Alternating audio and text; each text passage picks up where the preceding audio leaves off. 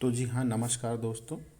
आज हम सूर्यकांत त्रिपाठी निराला जूही की कली कविता का थोड़ा से व्याख्यात्मक वर्णन करेंगे। तो चलिए स्टार्ट करते हैं वीडियो को। सूर्यकांत त्रिपाठी निराला जी 1920 ईस्वी के आसपास लेखन कार्य आरंभ किया था। उनकी पहली रचना जन्मभूमि पर लिखा गया एक गीत था। लंबे समय तक निराला जी की प्रथम रचना के रूप में प्रसिद्ध जूही की कली, जिनका रचना काल निराला ने स्वयं 1916 ईस्वी बतलाया था, वस्तुतः 1921 में लिखी गई 1922 में पहली बार प्रकाशित हुई थी।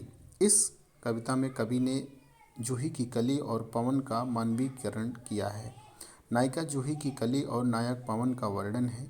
नायक पवन अपनी नायिका जूही की कली को छोड़कर दूर मलयगिरी पर्वत पर चला गया है। तो व्याख्या इस प्रकार कवि निराला जी ने की है।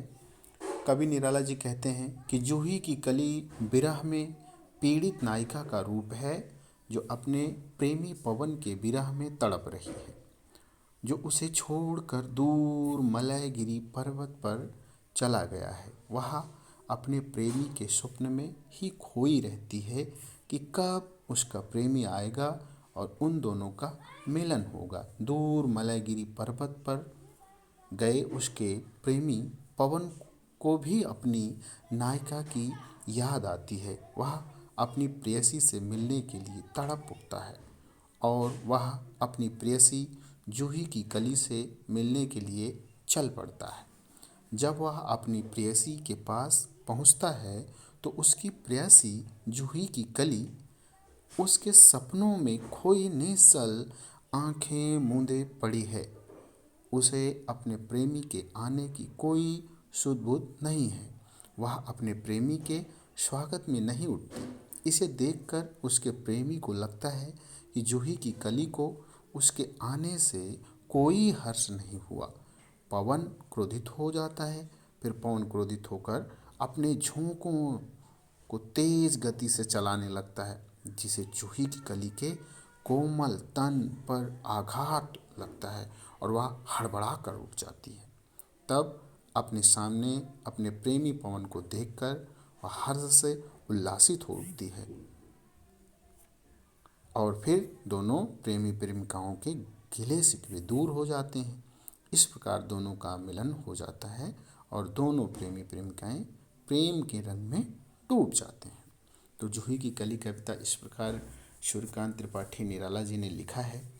विजय वन वल्लारी पर सोती थी सुहाग भरी स्नेह स्वप्न मग्न, अमल कोमल तनु तरिणी जूही की कली, दृगबंद किए शिथिल पत्रांक में वसंती निशा थी, विरह मधुर प्रिया संग छोड़ किसी दूर देश में था पवन, जिसे कहते हैं मलयानिल, आई याद बिछड़ने से मिलने की वह मधुर बात, आई याद चांदनी की धुली हुई आधी रात, आए याद कांता की कल्पित कामिनी गात, फिर क्या पवन उपवन सरसरित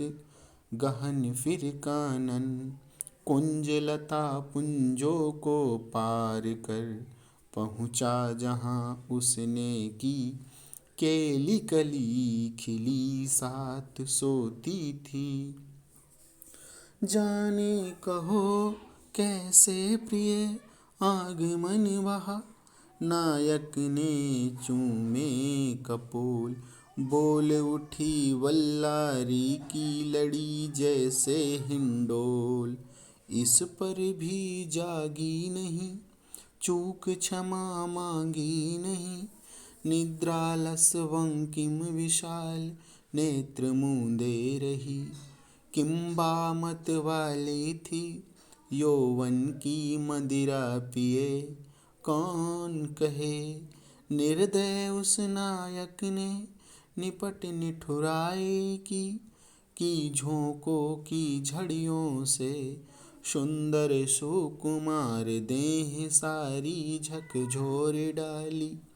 मसल दिए गोरे कपोल गोल, चौंक पड़ी युक्ति चकित चितवन निज चारों ओर पे। हे प्यारे की सेज पास, नम्र मुख हंसी खिली। खेल रंग प्यारे संग,